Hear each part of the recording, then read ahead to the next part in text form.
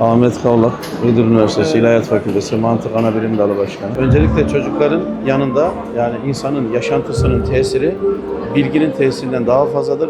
O yüzden öncelikle çocukların yanında İslami yaşantı, namaz kılmak, oruç tutmak gibi şaire taluk eden meseleleri mutlaka ciddi olarak yaşanması gerekiyor.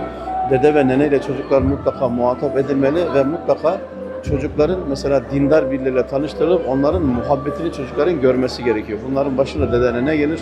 Bunun inşallah etkisi daha sonra da devam edecektir. Yani çocuk senden dini muhabbet ortamında öğrenmek zorunda.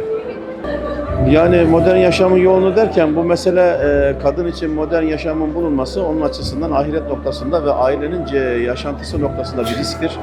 Bunu minimuma indirmek lazım geliyor. Maalesef şu andaki terbiye metotları yani bildiğimiz her şey yani medeniyetin teşviki kadının aileden koparılması yönüne gidiyor. Aklı başında olan kadınlara, ablalara tavsiye ederiz ki bu konuda İslamiyet'in kuralları neyse ona göre yaşamaya tercih etsinler.